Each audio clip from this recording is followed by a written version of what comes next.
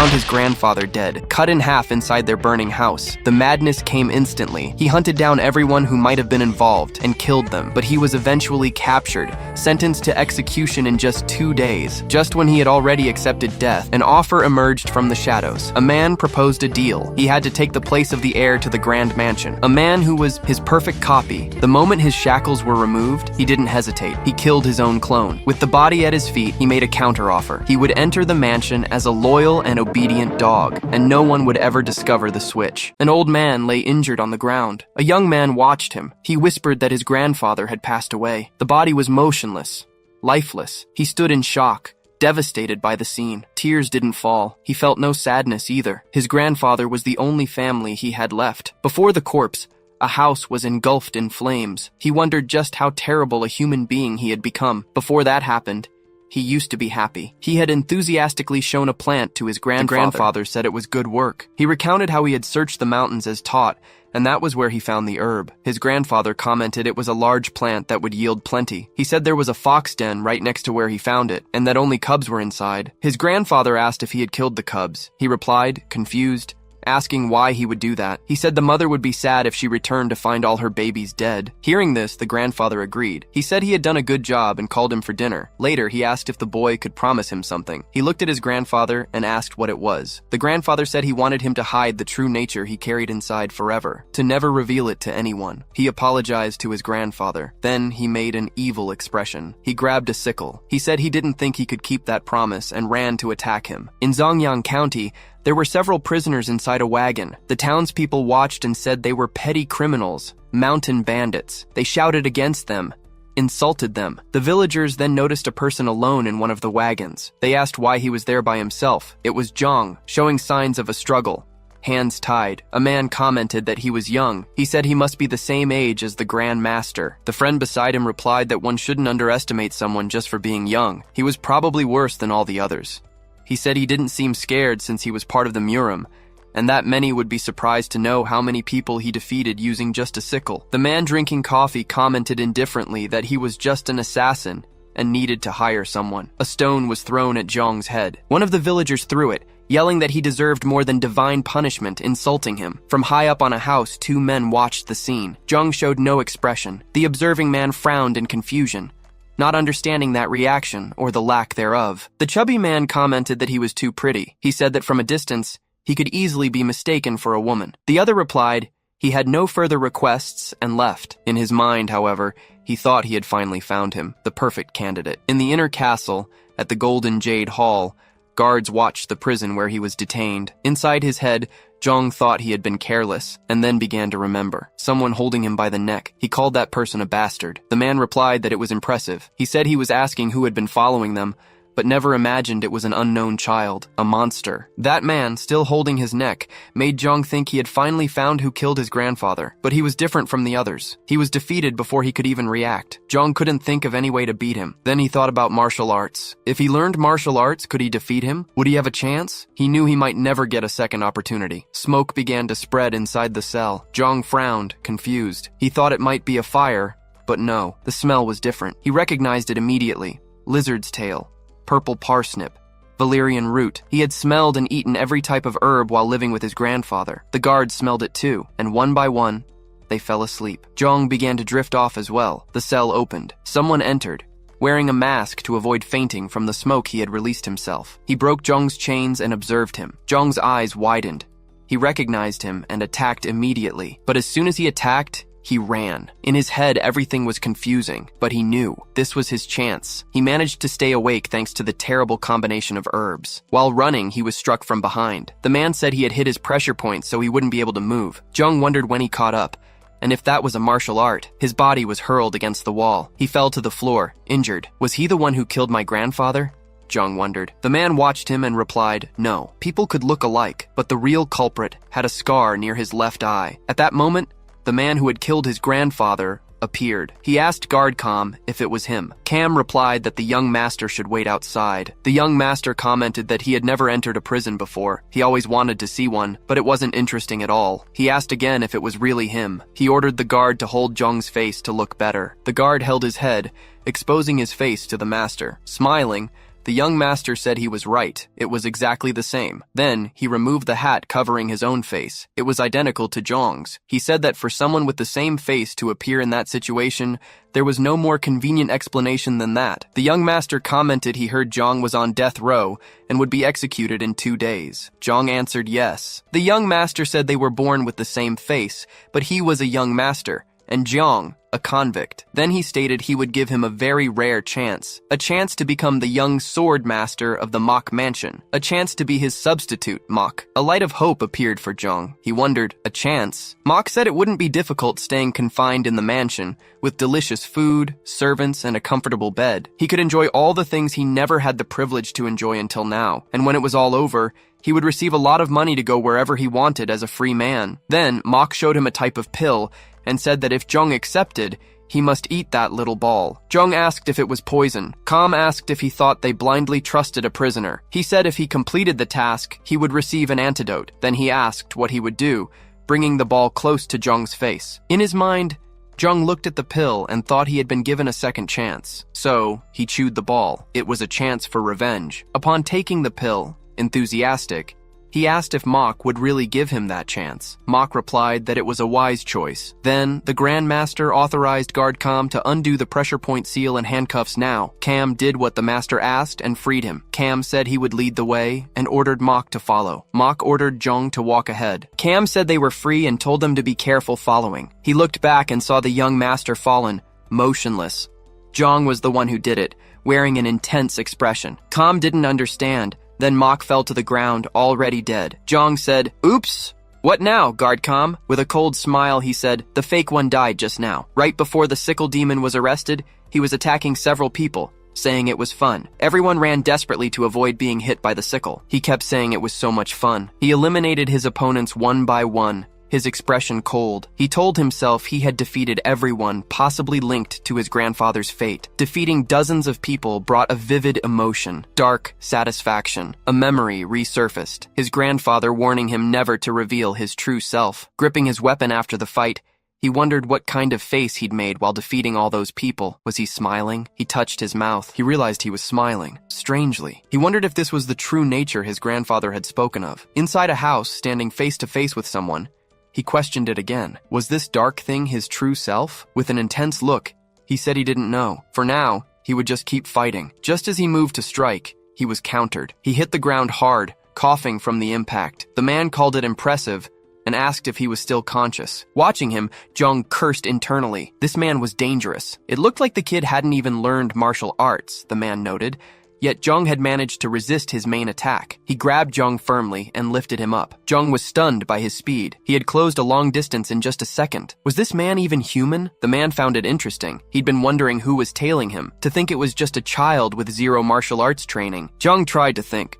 Tried to say something, but couldn't finish the thought before the man struck him with his sword. Even for a kid capable of resisting his main attack without training, it was better to end it here. He shouldn't have gone around causing trouble. He had cut his own life short. He should have just lived a quiet life. Zhong thought about how easily he was defeated, right after finally finding the person responsible for his grandfather's end. Was this how it ended? No, not right now, but he would be eliminated soon. If he had another chance, he wouldn't do this. He just wanted to be left alone. The scene shifted back to the moment he defeated Mok. "What now, Guard Kam?"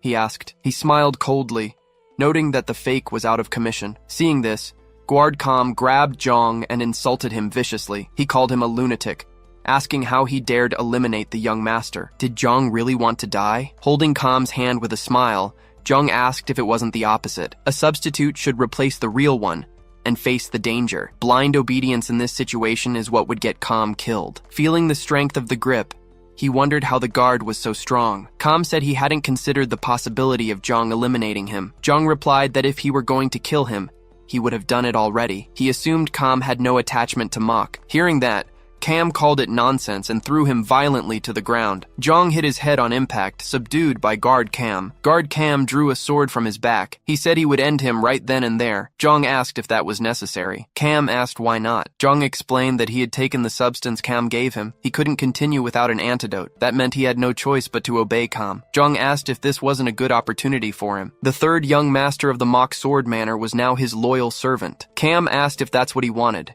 He had to betray the young master. Jong just looked at him, smiling. Cam thought it over. He raised his sword to strike. Just as he was about to deliver the blow, he stopped the blade near Jong's eyes. From now on, he said, Jong would be called Mok. He smiled with an intense look. At the Mok Sword Manor, Guard Cam and Mok were getting dressed. Cam said he wouldn't meet anyone from the manor. Putting on his shirt, Jong remarked that it wasn't so different from being his substitute then, was it? Cam warned that if he got caught, he wouldn't get the antidote, and if he disobeyed or tried anything, Cam would eliminate him immediately. Mok smiled and said that was fine. Cam tossed him a small yellow sphere. He explained that if Jong didn't take one every 24 hours, the poison would affect his whole body. Jong swallowed the pill Cam gave him. He told himself he got lucky. It was already a miracle he had survived those grave injuries, but he had also been given a new life. Maybe this was his grandfather's doing, stopping him from leaving so soon. He didn't plan on giving up until he got his revenge. He told his deceased grandfather not to worry. Revenge. Remembering the man who wounded him, he bet that opponent thought he was out of the picture. Since the old Mok's body had probably already been found, they said this was a martial clan. He would pretend to be the third young master and train in martial arts. Then he would find the man responsible for his grandfather's fate. He would defeat him the same way the man defeated his grandfather. Sitting down and eating something, Mok thought to himself that he had surprisingly managed to survive a critical situation and even got a chance to learn martial arts. He noted that the guard Khan left to keep an eye on him was annoying. It was Go, Guard Kam's disciple. Go was thinking internally, noting that Kam had gotten very complacent. He wondered what was so special about a kid who hadn't even learned martial arts yet. He made a huge expression of astonishment, wondering if this kid had somehow surpassed the young master. He then asked himself, what about the plan? Cam said he was making too much noise. The guard stated it didn't matter and his role wouldn't change. He told Go to keep an eye on him as planned and make sure he didn't leave that place. Meanwhile, he would execute a different plan and they would remove him. He left rather furiously, saying that being on the side of someone like him was troublesome. Go asked if he had mentioned affecting him with the toxin. He said it would be hard for him to disobey them. The reason they chose the third young master in the first place? The dog already interrupted his guard's speech, saying that wasn't him. He said he wasn't the type of person who obeyed. He was an ex-prisoner who managed to take the young master's place during a critical incident. He was too smart for someone who had been in an extreme situation. It was dangerous to get involved with him. It wouldn't do them any good. Go hit his head on the door thoughtfully. He wondered what was so special about that kid who never learned martial arts and had even been exposed to the toxin. He lamented that he also couldn't obey his orders. The protagonist, in the room where he was locked up, thought to himself that Khan didn't tell him because he needed a substitute. He simply put that guard on watch and left. He had been there a short time, but had already started to understand the atmosphere of the place. His first impression was that the location wasn't risky enough to need a substitute. Actually, he would say it was quite safe. That meant they had some other reason for needing a substitute. He wondered if Khan intended to say nothing, even when they needed a stand-in. He smiled and said he didn't plan to change sides. Guard Go was dozing in front of the door. Then Mok opened it, waking him up. The guard asked what he needed, if he had to go to the bathroom or something. The protagonist said no. He just wanted some fresh air. He had a question to ask and asked if he wanted to come along. Go told Mok to be quiet and go back inside unless he wanted to face serious consequences. Mok, smiling, asked if he had said his name was Go. He said he thought nothing would happen if the two of them kept it a secret. Go grabbed his shirt and approached, asking if he seemed to have forgotten his place. He warned that nothing good would come from irritating him and ordered him back inside. Analyzing the guard, Mok noted he was definitely weaker than Khan. He squeezed his shoulder and threw him to the floor, neutralizing him. Guard Go, down on the floor, said his body wouldn't move, and wondered if his pressure points had been sealed. In his head, he wondered if the kid was hiding the fact that he had learned martial arts. Mok kept watching and noted he was moving, wondering if he had done it wrong because of the cell confines. He said he just copied what Guard Cam did last time, but actually it wasn't that easy. Go wondered what he was talking about. He thought about it, wondering if the kid meant he was copying something he witnessed only once. Looking at Mok's reflection in his eyes, he stated Cam was right. That guy was a threat. Speaking aloud, he asked Mok if he had already forgotten about the substance he ingested. He said he couldn't have forgotten and that he would succumb if he didn't neutralize the toxin regularly. He had been severely affected internally and would face a painful destiny. Hugo was speaking, but Mok interrupted him. Mok used his own physical condition, altered by previous exposure, and administered a form of neutralizer to the guard through direct contact. Then the guard put his hand on his neck,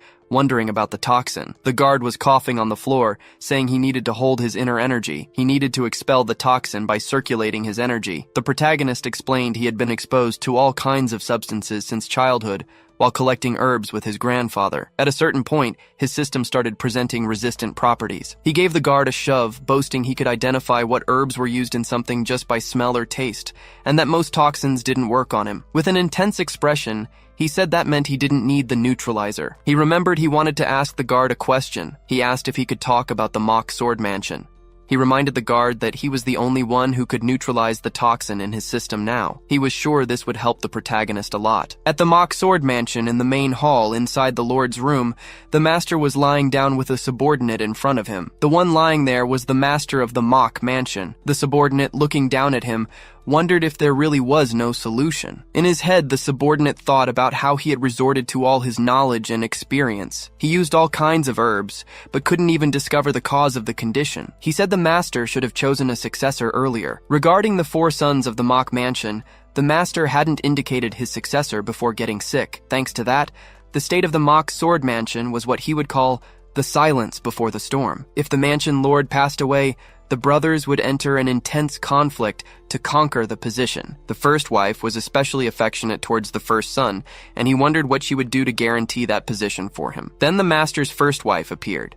Her name was Seok, and she asked if he was okay. The subordinate apologized, saying his knowledge was limited and he couldn't find a treatment for him. He could only call it very strange. She said it was as she expected. She noted everyone called it a mysterious condition, something they couldn't explain. She thought there was no other option besides shamanic arts. The subordinate reacted with surprise, saying shamanism was nothing more than unproven belief, and questioned how she could resort to something like that. Seok asked if he preferred to just do nothing until her husband departed, wondering if that was the case. She said she didn't want to hear that anymore. She stated she had already called a shaman who dealt with unidentified conditions. With a smile on her face, the wife said she would ask the shaman to treat the mansion lord's condition and ordered that no one enter the main hall, not a single soul. Go told the story of the mock mansion, and finished by saying that was the mansion's current situation. The protagonist said he understood and asked them to leave there. Guard Go asked where to. Mock asked where he thought, looked at the main hall,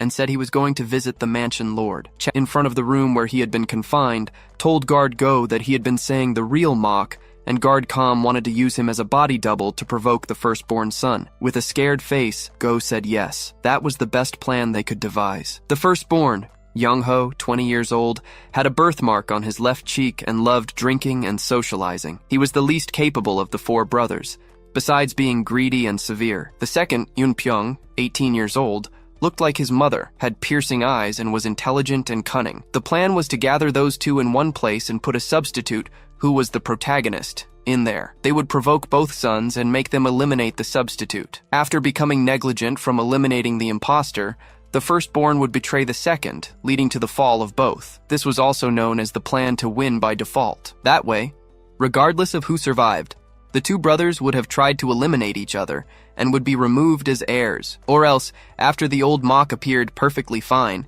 he would easily gain a chance. He used the standard plan, but a variable appeared after the protagonist took Mock's place. The guard asked the protagonist why he was trying to go to the mansion lord. Mock said it was because he heard the mansion lord's fate was related to his life. That was why he was trying to visit. The guard said that if Com discovered he was moving, he would do something. With a cunning smile, the protagonist asked if he would keep his secret, and thanked Guard Go. In front of the central hall, she was waiting for a little lord. When he went up the stairs, he asked if he could talk to the mansion master now. Seok said she heard the shaman was miraculous, so she would trust him once. The shaman said he was obliged. He noted that the longer that mysterious condition lasted, the more difficult his state became. So he asked, please, that everyone within 30 paces of the main building withdraw.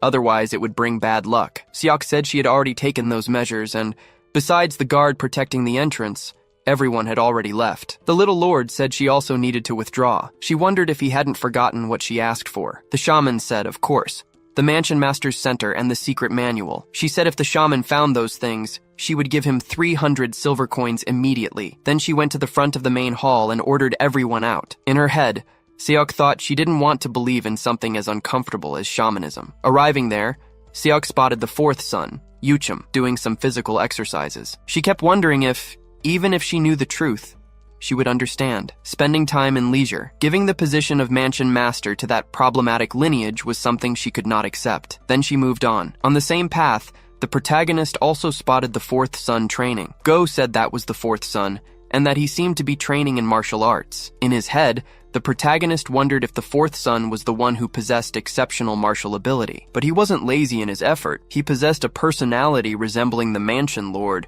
thus receiving the greatest favor. Then Mok wondered if that was the correct method to learn martial arts. Guard Go explained he was using horse stances to improve upper body strength, since all martial arts could be considered rooted in the upper body. Then the protagonist called Guard Go's name. In his head, he thought that if he learned martial arts, he wondered if he could defeat Guard Cam. Looking back, he asked if the guard hadn't hurt him. He asked if he could surpass Guard Cam if he learned martial arts. Then Go, trapped, wondered internally if the boy had suddenly discovered they were going to abandon him. He knew the fourth son was intelligent, but that boy surpassed him. Guard Go got kind of scared and told the young master that the fundamentals of martial arts could be considered internal training. The protagonist wondered what internal training was. He said yes. Internal training, like breathing. In other words, using Togu Laxi to internally purify nature's energy and gather internal chi. By accumulating internal chi, a person became stronger. However, internal chi wasn't something one could obtain in a day. Even if a person learned martial arts, it would be difficult to defeat a first-class martial artist like Gord Kam, since Kam had 30 more years and much more internal chi than him. Looking forward, the protagonist asked if it would be difficult to do that in a short period of time. Guard Go said yes, but made a cunning expression internally, thinking he probably wouldn't be able to do that in his entire life. He explained there was a correct period to start internal training. One needed to start training internal chi between 5 and 9 years of age. If they didn't do that, the energy wouldn't accumulate. Therefore, no matter what he did, it would be difficult to gather internal chi, which meant he would never be able to complete an entire cycle. Looking up, the protagonist seemed to feel he had done something wrong. The protagonist stared fixedly at the guard and said his eyes seemed greedy and were disturbing. He called for Guard Kam, telling him to return to his position. Then Guard Go agreed. Guard Go closed his eyes slightly and, in his head, the protagonist wondered if Guard Kam would be impossible to defeat. He noted Guard Kam didn't trust him, and wondered if it was going to be difficult to bring him to his side. Guard Go said it was better they left soon. The protagonist wondered if the youngest master didn't like the real Mok, and if something might happen. As a secret, Guard Go whispered in his ear that 2 years ago, the real young master gravely insulted the youngest master's mother. At that time, he was severely punished. Instead of getting scared, Mok said the youngest was good-humored, saying it with a laugh. He noted that he still left him relatively intact physically. The guard said that anyway, they should leave quickly. He said they could get into real trouble. The protagonist accepted that and left together with him. Already late in the afternoon, the shaman was placing various types of threads around the real master, with some iron weights among them. The great master had some dark marks and a dark spot near his heart. The shaman said he thought those were divine signs, but they were undeniable hostile energy that a normal person would have already succumbed to. To withstand that, he truly was a martial artist. But it had been a long time. The possibility of him surviving was about 50%. The shaman just needed to do what was commissioned, so he didn't care if he recovered or not. He took a brush, wet it with special ink, and wrote some words on a papyrus. It was a kind of ritual. Upon writing those words, he threw the paper directly at the great master onto the dark spot. The paper arrived there, and the spot started to react. When the paper fixed onto his chest, it emitted a kind of light, and a very big word appeared: disease. The master shaman made a movement with his hand and released power. He spoke a few more words and started making gestures with his hands. This caused the great master to have a reaction. In his mind, seeing that, the shaman noted it was complicated. The hostile energy was very strong. He continued speaking the words and making gestures with his hands. The great master's eyes became intense and he gave a scream. The shaman looked back and saw the door opening. In his head, he wondered if someone entered and if it was his wife. He said that if they were bothered in the middle of that, he couldn't finish the sentence, and then an explosion of power happened there, throwing the shaman far away. On the floor, the shaman saw the protagonist and his guard inside the room. Guard Go was scared by everything happening. The protagonist saw the master in the bed and asked if that was the lord of the mansion. He gave a greeting, saying hi, and called him father. The shaman yelled at them to get out. He said he didn't care if he was the son or not. They had to leave immediately. He asked if they hadn't been told what the lady of the house had ordered. Guard Go snapped back, asking who the shaman thought he was to order them around. The shaman explained that his efforts to control the mysterious illness had been reversed by murderous energy. That energy was making his condition worse. The master shaman begged them to please leave. He started to say, if things went wrong, but the Grand Master swallowed hard, cutting the shaman mid-sentence. The protagonist just stared at the Grand Master. It looked like he had been given something to swallow. In his head, he thought about how the mysterious disease had taken over the mansion. The Grand Master he looked possessed. Bound by ropes, his eyes turned red, and he began to levitate. The shaman yelled for the two of them to help hold him down so the ropes wouldn't break. Just as the protagonist and the guard went to grab him, the ropes snapped. Quickly, the two men grabbed his arms instead. Then, the shaman took the paper from the master's chest, placed it directly onto his head, and began chanting. Guard Go felt a sharp pain in his hand. The Grand Master was gripping him with immense strength. The shaman told him to hold on, warning that Go would also be in danger if the evil spirit transferred to him. Desperate, Guard Go wondered if he was about to catch the mysterious disease too. The marks from the Grand Master were spreading onto his own arm. The protagonist drew his sword. With precision, he struck the Grand Master's arm, interrupting the flow of evil energy into the limb. He wore an intense, determined expression as he did it. Then he charged forward. Guard Go asked if he was going in again and tried to stop him, yelling at him to halt. The protagonist ignored him and began to restrain the Grand Master, using all his strength to completely immobilize him. His guard thought to himself that this was reckless. The goal was just to stop the marks from advancing on the Lord of the mansion. With the Lord's arms pinned to the floor, the shaman took some leaves and placed them over the affected areas. The spots began to fade from the Grand Master's skin. Guard Go was applying a bandage to the Lord's arm, treating the wound. The shaman, looking unsettled, talked about his work. He noted that the Lord had been injured. He said they needed to leave before they got blamed. He would do the bare minimum treatment and then get out of there. The protagonist pointed his sword at the shaman. He asked if this was the reason the Lord of the mansion was in such poor condition. The shaman asked if he didn't realize that was what had been taking over his arm. Furthermore, it wasn't over yet. The Lord could still die. He said there was no time for this. He asked if the protagonist wanted the master of the mansion dead too. The protagonist wondered the same thing. He asked the shaman if he wanted the Lord dead, and if someone had hired him to do it. The shaman put his hands up, claiming there was a misunderstanding. The protagonist pressed his blade closer to the shaman's throat. He said honesty was his only option if he wanted to survive. Terrified of dying, the shaman confessed it was his wife. The First Lady had said it wasn't necessary to spare the Lord's life. She just told him to locate the secret manual and the Lord's seal using an evil spirit. The protagonist wondered if two people were involved in this scheme. The guard said it was a mistake for her to do this right now. He noted that the eldest son would have yielded the position of Lord if the protagonist hadn't gone there. After thinking it over, Go shouted that they needed to save the Lord's life. In his head, the guard told himself he needed to prevent the young man from becoming a disciple. Instead, the First Lady would try to have the protagonist killed. He said it made sense since he had interrupted her plans. The old man said he could save the Lord of the mansion. He said he would do it, whatever the cost. The protagonist told him not to. Instead, smiling, the young master ordered the shaman to find the location of the secret manual and the seal. The guard and the old man were surprised by his response. The shaman warned that if they tried anything else,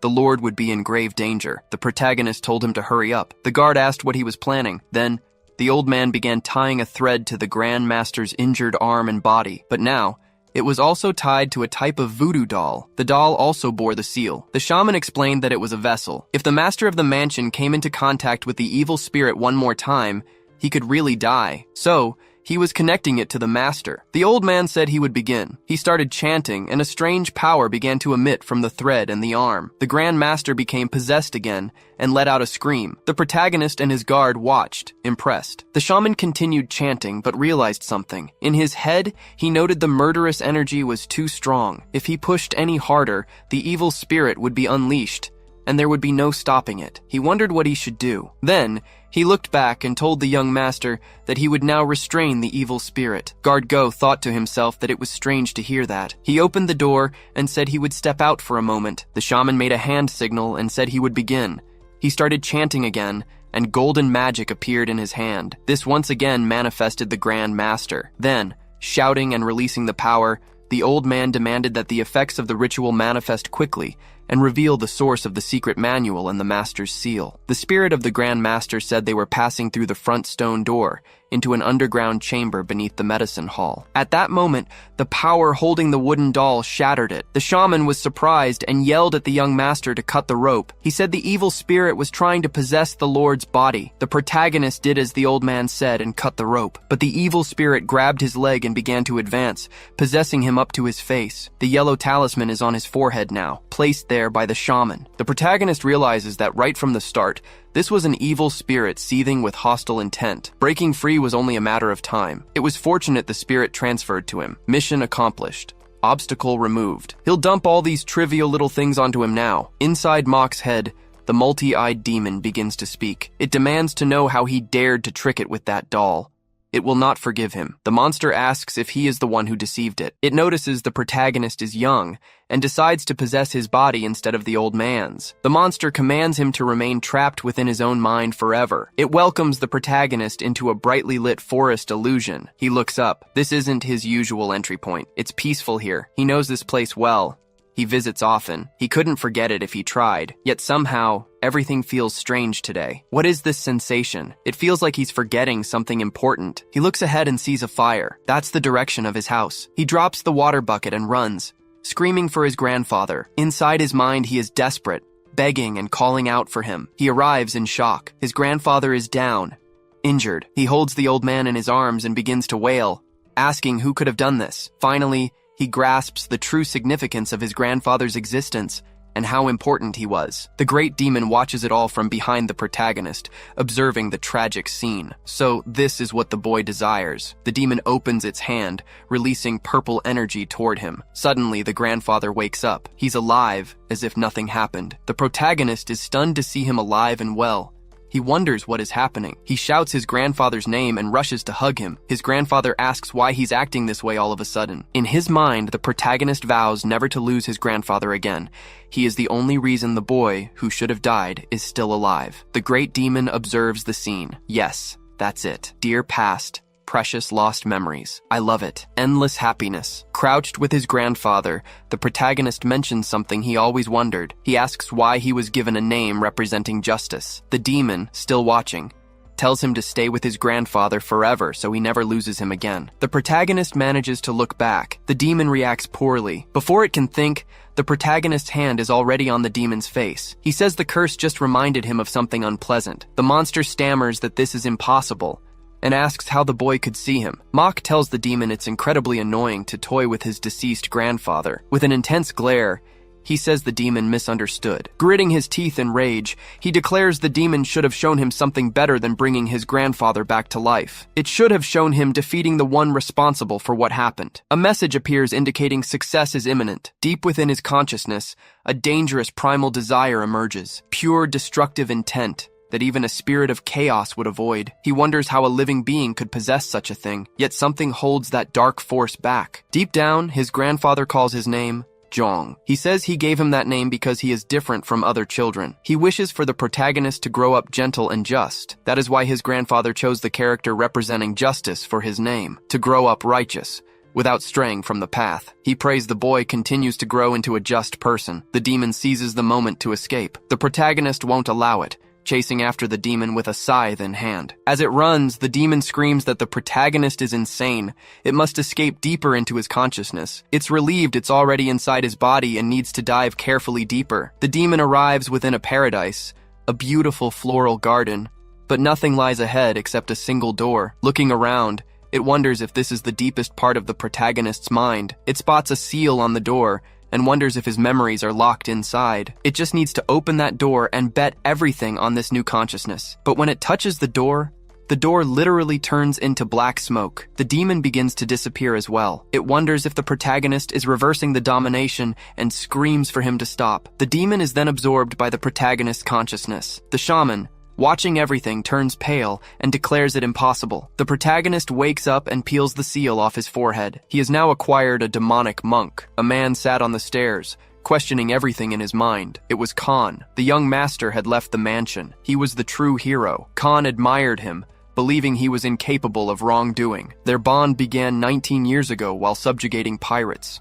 At the time, Khan was a renowned martial artist in the region. He and the master worked together to put down the pirates. Later, Khan became the master of the inner mansion and swore his ultimate loyalty to him. Khan looked up and sighed, wondering how things had ended up this way. He recalled a conversation with the mansion's mistress. She had asked if he genuinely believed that child, fresh out of surgery, was fit to become the master of the Moke Sword Mansion. She claimed it was for the mansion's future. He needed to vacate the premises so the shaman could locate the seal and the secret manual. He had agreed for the sake of the mansion, but it gnawed at him. He was certain that shaman was a fraud. They would likely use some sort of drug to threaten the lord of the mansion. After weighing the facts, he stood up. He stated firmly that he couldn't just let this slide. It went against the oath of loyalty he had sworn to the great master. He got up to go. He would just take a quick look and come right back. When the shaman saw the protagonist standing there, he realized this wasn't just any ordinary spirit.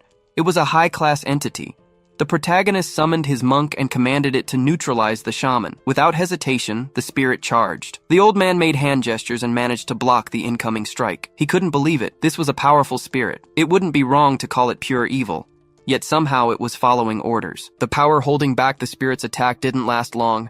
The wood shattered, and the old man was knocked down. Desperate, the shaman turned and grabbed a sword. It was useless. The spirit advanced, wrapping the shaman in its energy. The shaman screamed desperately as he was overwhelmed, begging for his life and promising to do anything for the protagonist. The protagonist said he had no need for that. The shaman tried to apologize, asking if this was because of the deception. The protagonist said that wasn't it. Placing his hand on the old man's head, Mock asked if he hadn't learned about the seals and the secret manual. With his head bowed, the shaman cursed them. He confessed that the plan from the very beginning was just to eliminate the targets. Then he was dragged away into the spirit. Afterward, the protagonist left the room and ordered guard Go to enter. The guard wore a look of astonishment as he walked in. The shaman was lying motionless on the floor. Go asked if he was gone. The protagonist told him to save the questions for later and asked if he could carry the body. Go grabbed the sword and said he could do it. The protagonist began striking the walls with his own sword to fabricate a story. The narrative was this: the shaman had lost control, swinging his sword wildly and even injuring the lord of the mansion. The guard and the protagonist had stumbled upon the scene and intervened. The guard asked if he really planned to hide the truth. The protagonist said yes and asked if that was a problem. In his head, Go wondered if the story made sense, but more importantly, if those people would believe it so easily. The lady of the mansion would not be easily fooled. It was unlikely she would accept such an explanation without question. He told the young master that such a simple attempt to cover up the truth would only draw suspicion. Moke asked if it was really that obvious. The guard replied that even if the shaman had lost control and they had subdued him, the mansion that hired him wouldn't accept that story easily. Hearing this, the protagonist put his hand to his mouth and thought for a moment. He said he understood.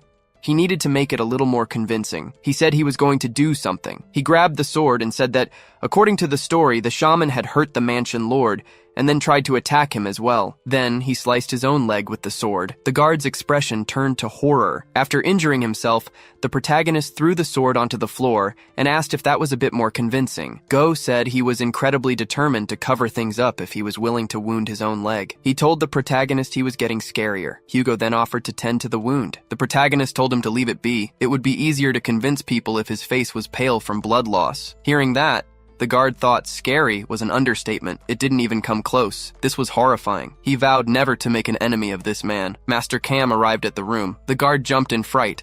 The lord of the inner mansion was furious, venting his rage and demanding to know what they had done. Guard Go stammered that it was a misunderstanding. The protagonist began his performance to sell the deception. Looking completely worn out, he said that first and foremost, he needed to see the lord of the mansion. Then he collapsed to the floor in a faint. The lord wondered what had just happened and why the third young master was there too. Guard Go looked down at the floor. The protagonist was smiling. Go asked if that had just been acting. The protagonist was now in Moke's medicinal hall, receiving treatment. The smell of medicine made him feel good. He realized he had ended up at the location the lord of the mansion had mentioned. He thought he had gotten lucky regarding the secret manual and the seal. He decided he would take a look around at night when there weren't so many people around. The guard arrived, his arm bandaged, reporting for duty. He brought the books that had been in the shaman's possession and handed them over. The protagonist asked if it was just those 2 books. The guard replied that he had barely managed to pull those 2 out before everything was completely burned. He said they were burning every item the old shaman had brought with him. They were trying to get rid of the evidence. Analyzing the books in his mind,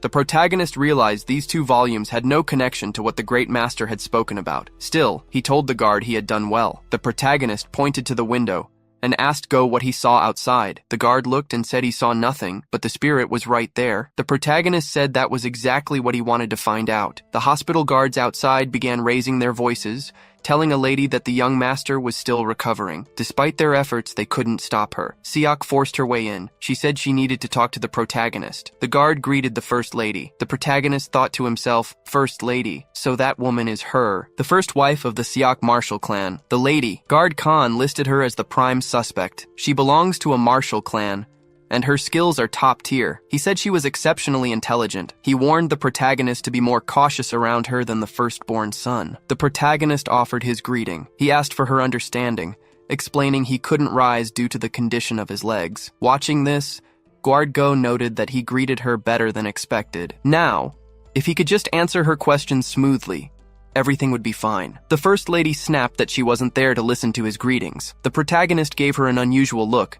He hadn't expected that. Suddenly, she impulsively tested the authenticity of his injury. The guard stood frozen, unsure what to do, as one of her subordinates had already subdued him with a weapon. They told him not to move. The First Lady observed that he really was injured, and that it must be difficult. She added that he must have hurt himself just to make his lie more convincing. She spoke with a cold, calculating expression. She admitted he gave a very convincing testimony to the master of the inner mansion, but there was one thing he missed. A skilled shaman would never be possessed during a ritual, let alone lose control. Raising her voice, she demanded to know how he dared try to deceive her with such a half-baked lie. She made a sudden movement toward him, rebuking him severely and forcing him to recoil on the bed. The First Lady said she wouldn't repeat herself and asked what he had seen and heard. Sitting on the floor, the protagonist let out a smile. Out of nowhere, he began laughing uncontrollably, appearing completely unhinged in that moment. Lady Seok asked if he had lost his mind. He called forth his demonic monk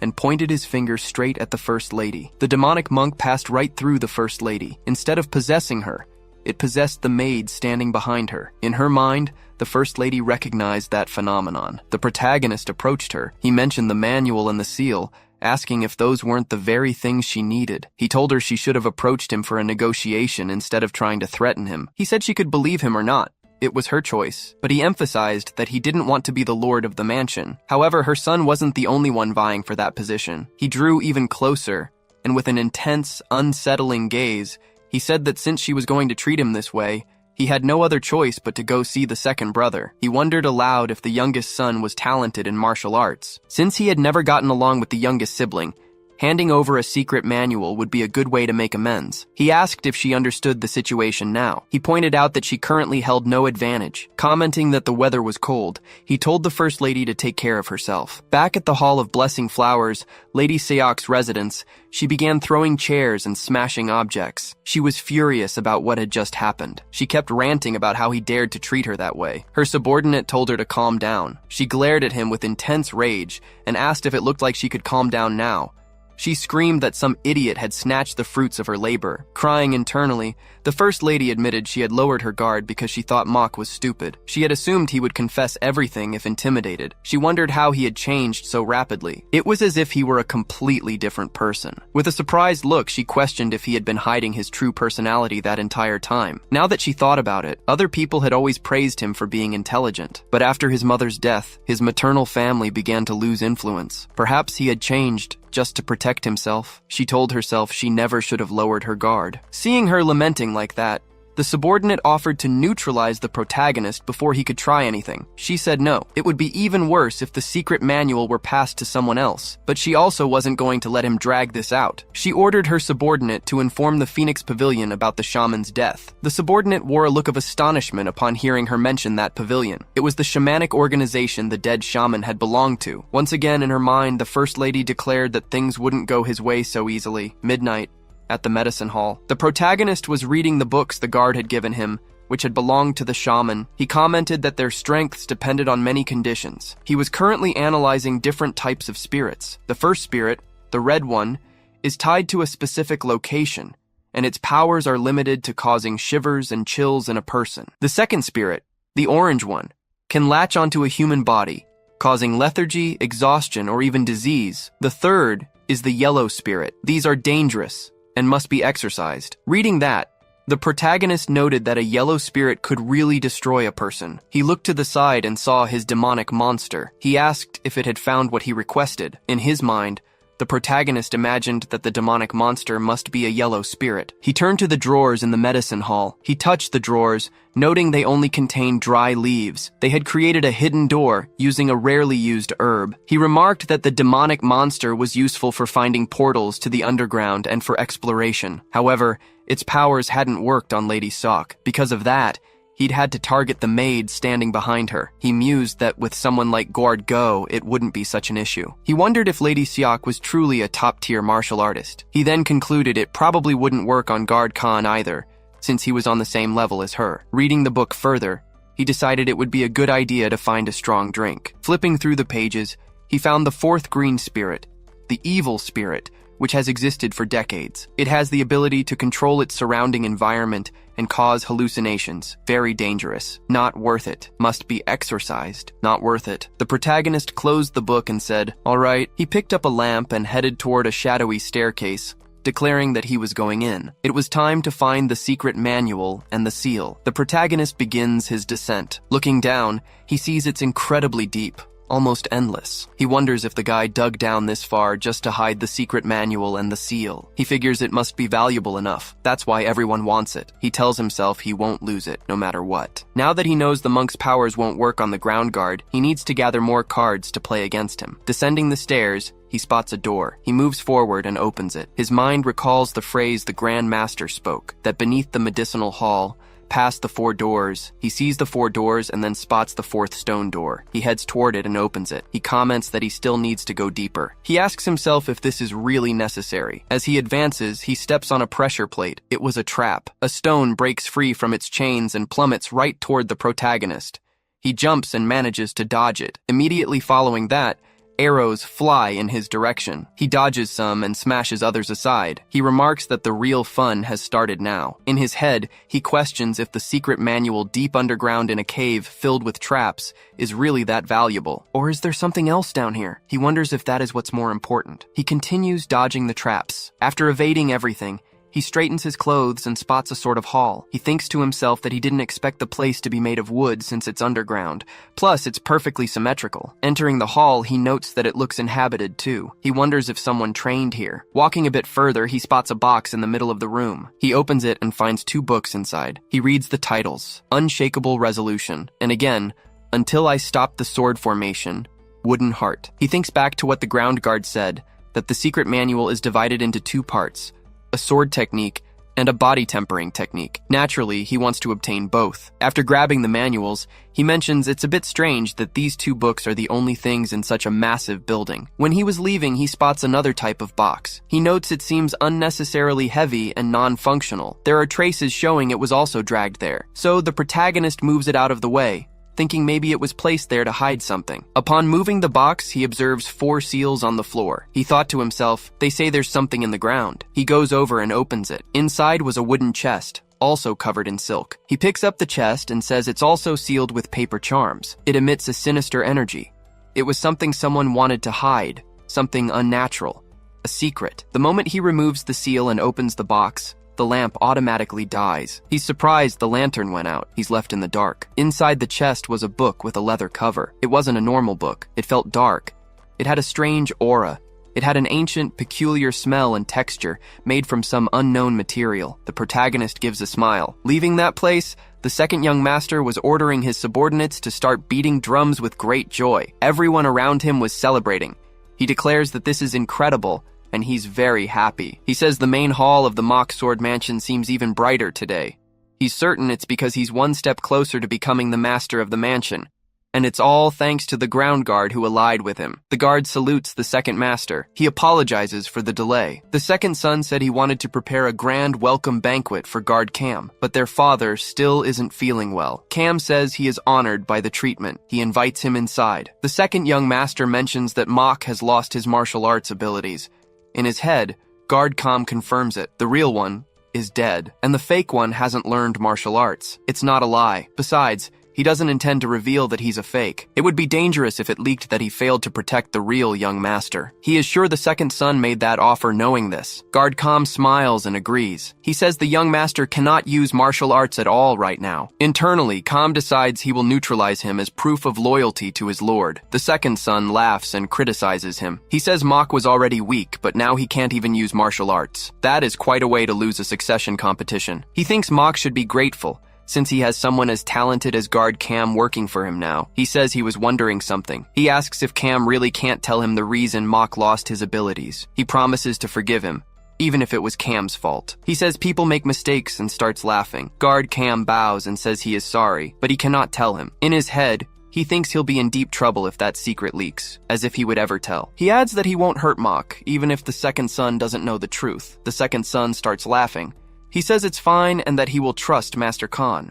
After all, he is the former assassin from that infamous place. Upon hearing that, Khan makes a surprised face. The second son asks what is wrong. The guard just bows. Internally, he reflects that he knew the second son was smart, but he still considered him nothing more than a child. The second son approaches with a threatening look. He asks if that was also a secret. Khan wonders if the second son investigated his background. He admits he let his guard down. The second son says he will call for Guard Khan again later and dismisses him for now. He watches Guard Khan leave through the window. He says Khan is hiding something and that the third son must be plotting something. He orders his subordinate Il-sung to verify it. He tells Il-sung to see what they are hiding, and if Mok really lost his martial arts, he is sure his guard can handle it, since he is close to his prime. The subordinate asks if he just needs to verify. The second son says no. He orders him to ensure Mok is not a threat while he's at it. Back in the underground hall, the protagonist is holding the macabre book. In his head, he realizes the pulsing sensation he feels through his fingertips was not his imagination. Paradoxically, the feeling on his fingers is clearly something close to death. He wonders why something like this was down here. He is curious. He wants to untie the rosary and check its contents right now. Something purple appears behind him. It is his demonic monster. The protagonist asks it what the book is. The creature reacts and immediately kneels, bowing in greeting. The protagonist looks at it. He says that for the creature to react that way, the book must definitely be something incredible. But if the demonic monster is here, someone else must be nearby. That means there is an intruder. Meanwhile, upstairs, the second son's subordinate is trying to break in. Guard Go is almost asleep. Il-sung watches him, wondering why Go is guarding out here instead of guarding the injured protagonist. He wonders if Go is truly hiding something. Il-sung looks into the young master's room and sees him sleeping. He wonders if he is just sleeping. If so, why did he make Guard Go stand guard outside? He decides he needs to verify the target's inner energy first. Entering the room, he spots one of the manuals the protagonist found downstairs sitting nearby. He starts flipping through it. In his head, he realizes it's authentic. He wonders how the protagonist possesses it. He tells himself that doesn't matter. That book is all they need to gain an advantage in the succession. It will ensure their victory. In a matter of seconds, the protagonist stands up and is behind the intruder. He quickly slams him against the table, immobilizing him. He asks what the man is doing in his room. The subordinate thinks in shock that the protagonist was just pretending to sleep. The protagonist says he can put him to sleep. After all, he is a kind man. He then neutralizes the intruder completely. Once the intruder is passed out, the protagonist takes him down to the basement and ties him up. The man wakes up desperate, asking where he is. The protagonist approaches and says that now they are going to talk, rewinding time to before the protagonist had fully detained the intruder. He sees the intruder on the floor, injured after their clash. The protagonist asks Go if he knows him. Go says he is one of the second son's guards. The protagonist asks why the second son would be sending goons around here. Go says he isn't sure, but considering the man is wearing a mask, his intentions couldn't be good. The protagonist, with a smile on his face, takes the guard into custody and says he thinks he will make him confess. Go tries to stop him, saying he shouldn't go too far, and it would be better to let the man go. The protagonist grips Go's hand firmly. Go speaks loudly, saying the second son is famous for protecting his people, especially the talented ones. If the protagonist harms him, the second son will be very angry. The protagonist says he will think about it. As the protagonist steps away, the captured guard on the floor keeps warning the young master not to use extreme methods, or the consequences will be dire. Then, after so much tension, the guard lies back on the floor and says, well, he doesn't care. He wonders if the protagonist won't just finish him off, and even if the young master is reckless, he is quite smart. Then, the protagonist immobilizes him again. The intruder begs to be released. The The protagonist asks why. The man says the protagonist should already know since he saw his face. He is there by order of the second young master. He asks if the protagonist thinks he can survive after challenging him. He demands that he not complicate things and just hand over the secret manual. If he does, he will ensure the second son spares his life at least. In his head, the intruder assumes the protagonist's plan was just to scare him into talking. He tells him that won't work. After hearing that, the protagonist gives a smile. He thinks it must be true that the second son really values his subordinates. He notes that the man is acting like he has the advantage, despite his current situation. The protagonist says, in that case, he will let him go. The guard says that is a wise choice. Just as the guard was about to speak, the protagonist applied intense pressure to one of his vital points. He called it a quick test. The guard wondered what had happened. He felt no external pain, but he couldn't move, and he couldn't feel his internal energy either. The protagonist explained he had used a paralyzing agent on him. He'd made the compound using herbs from the medicine room. He wouldn't feel anything below his neck for a few hours. Now he had some questions for him. If he didn't answer immediately, he would increase the internal pressure every second, risking permanent damage to his meridians. The first question was why his brother had sent him. He announced he was starting and intensified the pressure. No response. He said he'd keep increasing it. Second 2 intensified more. Seconds passed, and the protagonist kept increasing the internal pressure without stopping. The guard begged him to stop, please. He was desperate. The protagonist paused. "You're reaching your limit," he said. Then the guard decided to talk. He said the second son had ordered him to verify if the protagonist had really lost his martial arts abilities. After speaking, he breathed with difficulty. In his head, the protagonist wondered, lost his martial arts abilities? He understood the situation now. He noted that the guard switched sides very quickly. Then he moved to the second question. He asked if it was Guard Kam who told him that. The guard answered yes, it was him. Moke noted he had been very clever there. Guard Kam had told a half-truth without revealing his failures. Il Sangse asked if the protagonist knew just from that answer that the guard had betrayed him. He wondered if he had always been so perceptive, or if he had suspected Guard Kam from the beginning. He also wondered if Guard Kam was a spy. He decided no, otherwise he wouldn't have been pressured like that. The protagonist said he had no further questions now. He looked at him, wondering what to do next. The subordinate was desperate, fearing his end. But then he said something unexpected. He swore loyalty to the protagonist. He said he hadn't known he was such a strategist and that he was the perfect candidate for Master of the Mansion. He begged for help in making the right decision for the future of the Mock Sword Mansion. He was risking everything for the protagonist and begged to be taken in. He would do anything. The protagonist said he had to do something for him anyway. Smiling, he asked if he could ask a question now. Desperate, the guard told him just to speak. Then, the protagonist placed his hand on him to extract his vital energy. He reminded the guard that he had said he was willing to risk everything. So, he said, "Let me borrow a little of your essence." As he lost consciousness, the guard wondered who would do such a thing. Looking at the book, the protagonist realized he couldn't force the rosary open. He thought about the seal mentioned in the school's original text. According to the book, a powerful seal required intense energy to break, and the vital energy of someone just defeated was strong. The protagonist directed that energy into the box along with the book. Such complete intensity. The rosary began to break. He said he was curious to see what would come out. The rosary shattered. An explosion of energy happened, pushing the fallen figure away. The protagonist was impressed. A kind of pure energy root emerged, very powerful, and from within it, a person was coming out. It was brilliant. The protagonist's jaw dropped. It was a woman in beautiful red robes, and she was heading right for him. Seeing her, the protagonist thought she was much stronger than a green spirit. The 5th level of ghosts, as described in the original book he had read. She was a beautiful woman, very pretty, a blue spirit. He said he honestly expected a green spirit. He had to admit his luck. She used a power, and he automatically knelt from the impact. She called him a fool and ordered him to release his soul. She demanded he offer up his body. The 5th level of ghosts. Blue spirits, hateful spirits that have existed for centuries.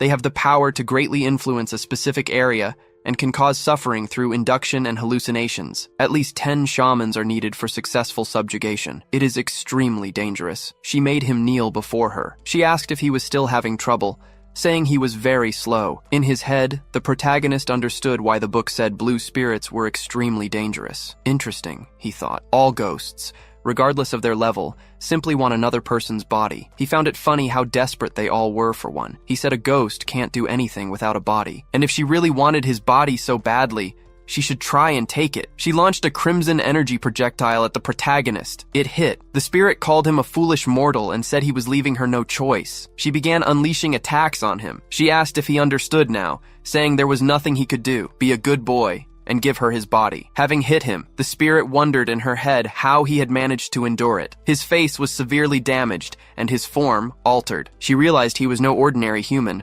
She said it didn't matter and restrained his legs, throwing him against a pillar. She said she would make the protagonist an offer. If he gave her his body, she would grant a wish. The protagonist asked why she was offering something like that. She said she was just being gentle. It wasn't good for her to have a heavily damaged body. The protagonist asked if rejecting it meant the offer was off the table. She replied that she would just finish him off and find another human. Hearing that, he said he did have a wish. She commented that with determination like that, he must have lived a hard life. She asked if anyone had ever betrayed him or taken a family member he loved. Just say the word, and she could destroy them completely. She would ensure nothing of them remained. So, just state the wish. He said his wish was for her to shut up and become his familiar spirit. She was furious. She placed her power on the protagonist's neck and said he had brought this on himself, calling him a foolish mortal. She launched her power much stronger this time, throwing him far away. She said his body would be completely destroyed, piece by piece. She asked if he could handle that. It was a pity his body had to be damaged. The protagonist, having taken the attack, felt that the energy was denser and more bitter. It was just like that. All 5 senses told him it was vital, yet it was different. He had felt much similar energy during his fury. He wondered what sensation he had felt before. The vibration of life, warmth, and comfort. That was it, life. But what he was feeling now was all an illusion. Again, a golden power radiated from the protagonist, hitting the spirit attacking him. Again, the protagonist landed on the ground as if nothing had happened. Again, the spirit looked at it and said it was impossible. A red butterfly lands on the spirit's hand. It flutters over to the protagonist. With a stone-cold expression, the protagonist destroys the butterfly. Inside her mind, the spirit muses that transcendence is the only way to escape any hallucination. You must reject every kind of feeling. It's much harder than it sounds. Even a first-rate shaman struggles to completely reject their emotions. But this guy wasn't even a shaman. She wonders if he was born with the raw qualities of a great one. The protagonist grins, then bursts into loud laughter. The woman demands to know how he dares to laugh. He may have escaped the illusions, she says.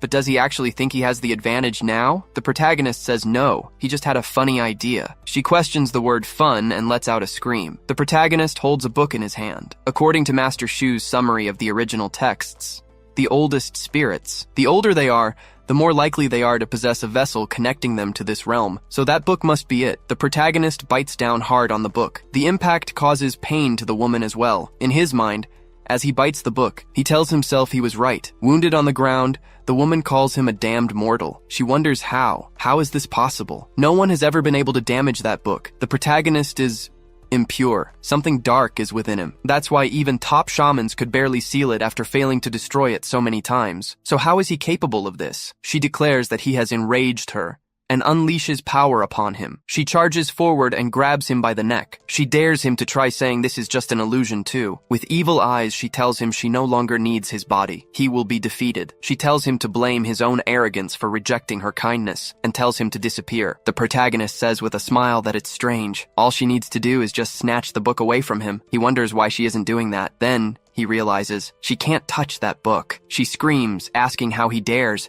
and commands him to undo it. Undo everything. In his mind, the protagonist realizes that the energy that entered his body earlier had reversed its flow when she went into a fury. She is shocked. The protagonist notes that the sensation of his entire body cracking reminds him of the first time he ate a poisonous herb, but what he feels most clearly is the fury of the soul, a rage against someone as strong as himself, and the desire for revenge. He begins to smile wildly. The woman calls him ridiculous and squeezes his neck even tighter. His smiling reflection is visible in her eyes. Suddenly, the protagonist appears in a burning city with many bodies lying around. He wonders what this is. It is a scene of vast destruction.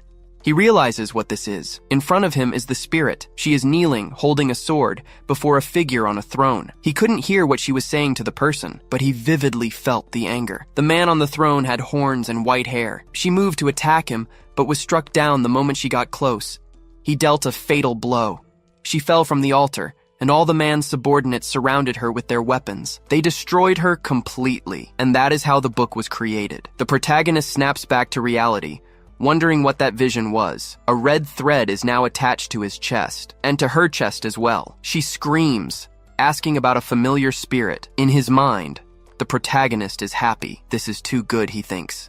He has a blue spirit. This was supposed to just be a nightmare. She rushes at him, grabbing hold tightly, and tells him to let her go right now. As she grasped him, a similar mark appeared on her own skin. Watching this happen, the protagonist remarks that he thinks a familiar spirit must feel the same things its owner does. He asks about the dark monk being there. The protagonist mentions he returned early. Meanwhile, where is that dark monk anyway? He had been sleeping next to the guard. When he got back, one of them was right there. The protagonist notes that it seems they're stuck together from now on, so they might as well introduce themselves. He says his name is Mock and asks for hers, wondering what he should call her. He warns that if she doesn't speak up, he'll just call her whatever he wants. He decides on Little Red Beetle. She gives him an angry look and asks if he's losing his mind. The protagonist just laughs, saying he guesses she didn't like that name. He asks why she won't tell him her name. Does she dislike him that much? The spirit declares she won't reveal her name to any mortal. He says fine then, he'll call her whatever he pleases, thinking to himself, since she's a blue spirit, that's exactly what he'll call her. He comments that she has a massive ego, but he can't force her to do anything. He figures it makes sense considering how they ended up here. He'll just have to slowly persuade her. Little by little, she'll warm up to him. The protagonist picks up the book. Finally, the ancient book with the strange cover. He asks the blue spirit if she knows what's inside. The woman retorts, asking who Blue Spirit is, claiming she doesn't know anyone by that name. She says she doesn't know what's in the book, and tells him not to bother asking because she's busy. The protagonist opens the book. He wonders if it's written in dark red ink. There were countless letters. It looked like ancient ink. In his head, he notes the strange binding in the ink, thinking the book is interesting. But the characters don't make sense together. He wonders what it's supposed to mean. It doesn't look like she's going to help him anytime soon. He wonders how long he's been staring at it. He realizes he'll have to figure out what's in this book all by himself. The protagonist speaks the words, feeling a sense of worry. Trust in the mind of the other form. Before the void, a form must have existed. What seems to be cannot truly be. As he read those words, purple power truly began to flow. He continued, the shadow loses its path, but supreme power holds the ability to reverse everything. It seemed the book had trapped his hand against the cover. The blue spirit screams, shouting that she can't believe it. She asks how he managed to pull his hand off that cover. The protagonist, understanding nothing, asks, do what? He wonders if this has something to do with what the book was doing. A purple power was entering his body. The woman orders him to hold his breath and concentrate. She tells him to empty his mind and think of nothing. The protagonist focuses. Just like that, the book falls to the ground. Seeing this, the woman wonders how it happened so fast. She says he already undid the attachment ritual. How is that possible for someone who hasn't even learned martial arts? She declares it's no miracle he managed to perform the ritual. She is witnessing something she has never seen in her entire existence. The protagonist collapses, leaning against the stairs. He mentions feeling immense pressure and asks what that was. The woman says it's because he couldn't control the attachment ritual properly. His breathing was all wrong.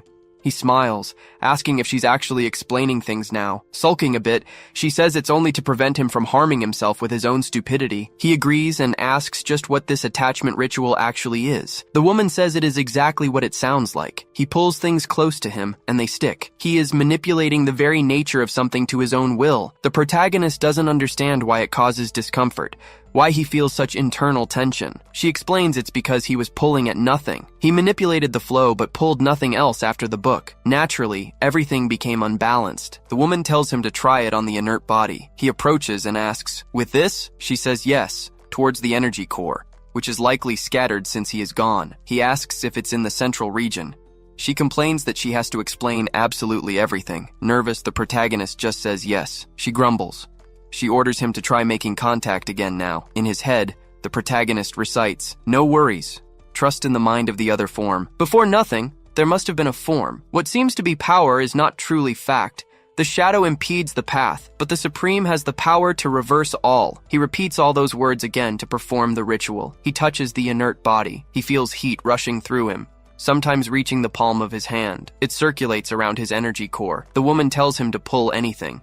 Do it, even if it's just energy. She asks if he managed to feel it. Then, smiling, the protagonist says, "So that is how the attachment ritual works. Now I have a question. How does the attachment ritual work?" He felt a warm energy wrap around his body. He wondered what Bo had been referring to. According to him, gathering chi takes a long time. Smiling, he said this method lets him absorb inner energy from others. That way, he can collect chi much faster. He can get stronger in less time. When he clenched his fist, the energy vanished. He said it just dissipated. The woman said, "Of course. That's just how chi is. That's why he needs a special method to gather energy. Otherwise, it won't collect in his energy core. He needs that special method to give the chi a unique characteristic and keep it from mixing with others' energy. In other words, collecting chi using the attachment ritual is impossible." The protagonist said that was a shame. He thought he'd found a shortcut to getting stronger. She laughed and asked if he thought becoming an expert martial master would be so easy. She told him not to be too disappointed. There were many other uses for the attachment ritual. The first ritual,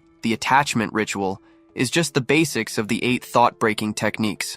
But learning just that opens up infinite possibilities. The woman explained that the energy might dissipate, but the chi remains the same. She told him to try concentrating the chi in his hand and making it circulate. The protagonist didn't really understand. The woman told him to just imagine it. She said chi circulation and chants only serve to help visualize the correct image in one's mind. If that were possible, he should be able to send the chi to his hand too. That's what she said, but she was sure it would be impossible for the protagonist. It made no sense for a beginner to be able to do that without proper chi circulation training. It was a shame they had to waste that precious chi, but it couldn't be helped. Listening to the information, the protagonist tried to do as she said. He opened his hand, and consequently, the chi started to flow. He clenched his fist.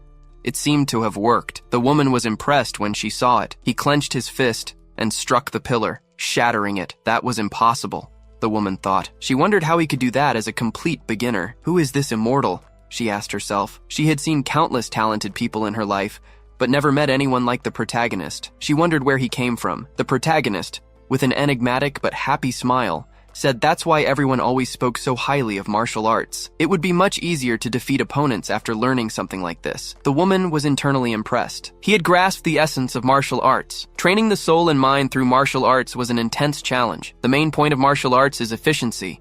The efficiency to neutralize an opponent. Excited, the protagonist asked what the second technique in the book was. She was surprised that she almost taught him something extra. Then she realized and said she had almost been fooled by a mortal. It was like she was about to do something nice for him. She had spoken far more than she intended, because he simply absorbed everything she said. Now she understood why masters were always so focused on their disciples. Then he called her Blue Spirit. She told him not to talk to her. The protagonist lamented. He said it was a shame, as he wanted to ask her something. He mentioned she said it would dissipate. Then he wondered what that remnant of cold energy in his hand was. He shook his hand and said whatever. He figured she wouldn't answer him anyway. Besides, it was fun discovering things on his own. The protagonist called the woman and told her to leave. It was night. A woman, the First Lady's escort warrior, was climbing a hill toward the Phoenix Pavilion. There were various statues and sealed objects. In the center of that castle was a giant skull statue. Upon entering, she wondered about the wooden statues and why the room was filled with such sinister-looking things. She told the people present that she was sure she knew who sent the advance message, warning that the shaman had been defeated. He was beaten by the third son, young Master Mok, and Lady Xiao's sad expression is worth 300 silver coins, and that she is offering another 400 coins if he accepts another mission. The mission is to stop the protagonist. She asked if they would do it. Something happened in the room. She thanked them and left the Phoenix Pavilion. There was definitely no one inside there, she thought. Still, she wondered why she felt eyes watching her. That's very scary, and I never should have gone there, if not for the mission. Inside the Phoenix Pavilion, the shaman was lying on the floor. Someone commented that this was now definitely a grave incident. They said the boy mentioned the maid was floating in the air, so it was definitely a yellow spirit. They were sure the third son was possessed by a spirit, and asked, is it possible the boy took the spirit as a familiar? No. If it were a pure spiritual beast or a yokai, maybe, but there's no way to take a resentful spirit as a familiar. Either way, it's an extremely dangerous situation. That is the conclusion. One of those people must neutralize the protagonist and help the resentful spirit move on. Everyone agreed. By daybreak, Guard Go woke up. He complained that he wanted to sleep after staying up all night, but the protagonist already had a task for him. He brought the brazier. Mock thanked him. The guard asked what he wanted that for. The protagonist said there was something he needed to burn. He turned around with the 2 secret manuals from the mansion. Guard Go was shocked. He tore up the manuals and threw the papers into the fire. Go became desperate. The protagonist is insane, he thought. He just burned the secret manual. The protagonist continued burning the pages of the book. The guard loudly questioned what he was doing and why he burned it. He knew the protagonist couldn't use martial arts, but still many people wanted that secret technique. He could have used it to his advantage somehow. Hearing that, the protagonist said that was exactly why he had to burn it. He threw the rest of the book at the guard, so that only he could use it. The guard didn't understand and asked what he meant. The protagonist pointed to his own head and said it was right there. All the information was stored inside his head. He told the guard there was something he needed to do. Walking out of the room, he said that as soon as the sun rose, he wanted him to deliver that thing to the madam and the second son. Hearing this, the guard asked why, since the protagonist himself said everyone wanted it. The protagonist replied that he liked a harmonious family. If everyone received a piece, wouldn't that be a beautiful sight? He said this with a cold smile. The guard got nervous. His mornings were fast. As soon as he woke up, he made the bed and got changed. He cleaned his room and checked the day's schedule. It was a routine established from his days working dangerous missions, a life of strict control and planning. In his head, he thought there would be no need for unemployment. Once he became a subordinate of the second son, he could grow old there. It felt like yesterday, he was working as an orphan mercenary. He considered it a good memory. Someone arrived and notified Guard Cam that the second son wished to see him. He was confused. He left, responding quickly. His expression was still marked by the recent confrontation. Earlier, he had gone to greet the second son and received news that his subordinate had disappeared. The second son said he sent the guard to verify if his brother had truly lost his martial arts, and now he was gone. With a face full of fury, the second son asked how Guard Cam dared to deceive him. Guard Cam saluted him and said he hadn't lied. There must be some other problem. The second son threw some kind of plaque at Guard Cam and screamed. He asked why the guard hadn't returned yet. He wondered if Cam thought he was an idiot. Struck down, Guard Cam wondered why things had gone so wrong. At this pace, he wouldn't have anyone left to talk to. He lamented. He told himself no. The hard work of his entire life, all the sacrifices he made, that couldn't happen. Guard Cam asked the second son to give him some time. He said he would find the missing guard and prove he wasn't lying. The second son asked why he should give him a chance. Guard Cam swore an oath on his right arm. For a martial artist, that was everything. The second son was impressed by the proposal. He said fine. Cam had to prove it. He gave him 4 hours. If he found the guard, he would believe him. Otherwise, Cam would pay dearly for it. Guard Cam accepted the challenge. Upon leaving, he thought to himself that now that he reflected on it, nothing had gone right since he met that fake. It wasn't likely, but if this was that guy's doing, he wouldn't forgive him. Guard Cam headed towards Go. He confronted him physically, telling him he was supposed to keep an eye on the protagonist at all times. He asked if he was disobeying orders. The guard asked what he meant and replied, "Of course not." Then Guard Cam asked what he was doing there, and if he was cooperating with the protagonist. Approaching him, he spotted the secret manual. Guard Cam grabbed the manual and asked what he had been doing, wearing an expression of intense anger. Guard Go was terrified. He was shoved roughly. The servants around them were frightened. Guard Go was taken to the protagonist's room.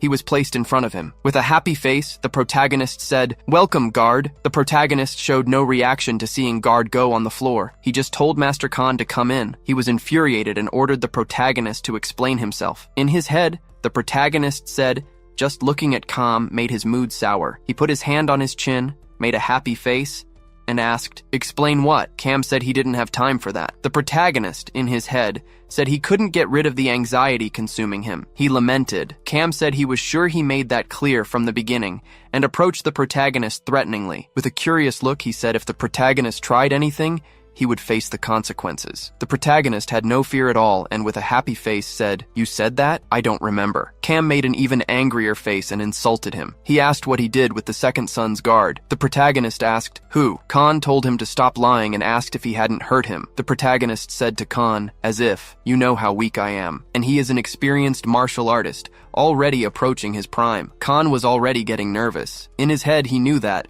but wondered why he felt so strange. The protagonist kept smiling and asked if what he said wasn't true. How could the third son, who lost his martial arts, defeat him. He asked if he didn't agree. What he just said was that the young master couldn't use martial arts at all right now. He knew it was him. Khan prepared for confrontation and insulted him. He asked what happened to the guard. The protagonist, with an extremely threatening face, asked what he was going to do now, referring to the guard. He said the guard switched sides.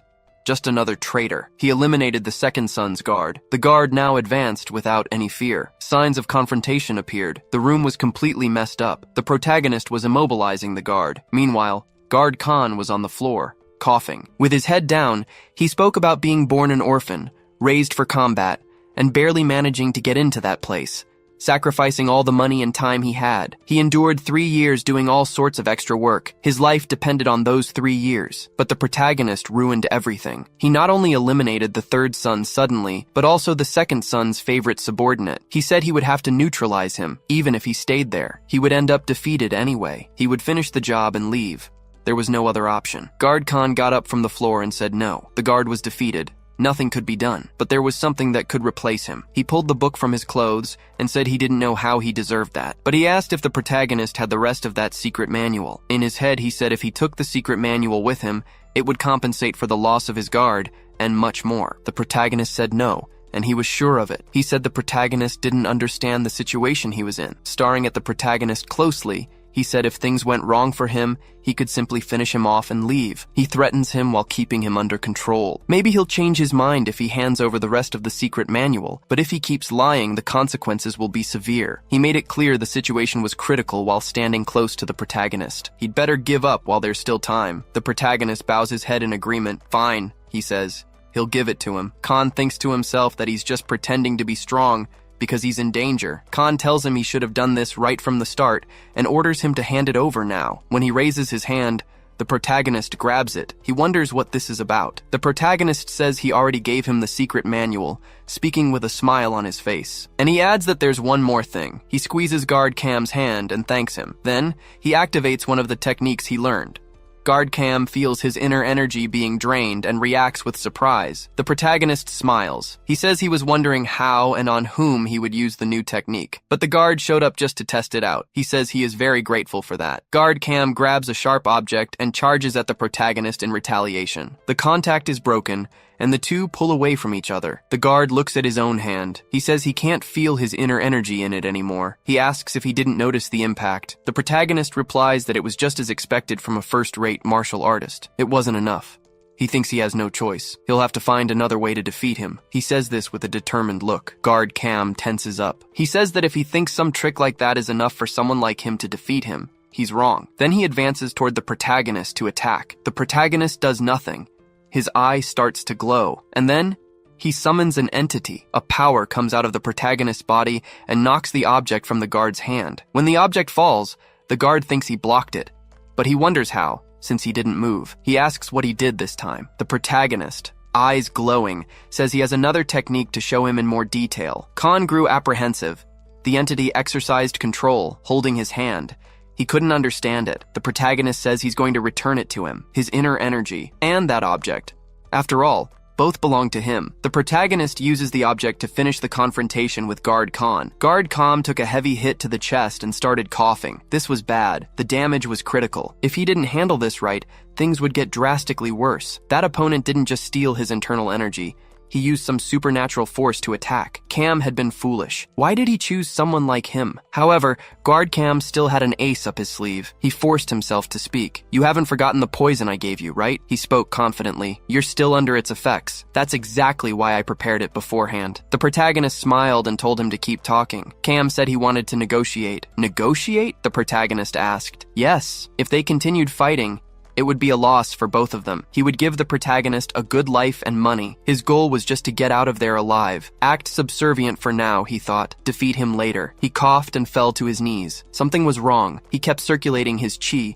So why was his body getting worse? He started coughing violently. Was it the poison? The protagonist said it was a relief. He got hit by the dagger but wasn't seriously hurt, even though it still stung a bit. Hearing that, the guard sank to the ground, almost going mad, wondering how he did it. It was nothing extraordinary, the protagonist said. When the guard attacked with that dagger, The blade touched his essence, and his essence was extremely poisonous. He said it with a smile. He listed all the poison ingredients he used to take. He consumed all kinds of poisonous herbs as a child, so his body automatically became poisonous too. Do you understand now? He didn't need any antidote. He said this with his face right next to Cam's. Guard Cam knew he was going to be defeated. The protagonist asked why he was trembling. Are you cold? Do you want me to open a window? He opened the window, saying he thought Cam might have a fever from the poison. He explained that Cam would last a little longer if his body temperature was lower. It would slow down the poison's spread. Guard Cam was on his knees. He raised his hands with a look of suffering and begged for mercy. He swore loyalty to the protagonist.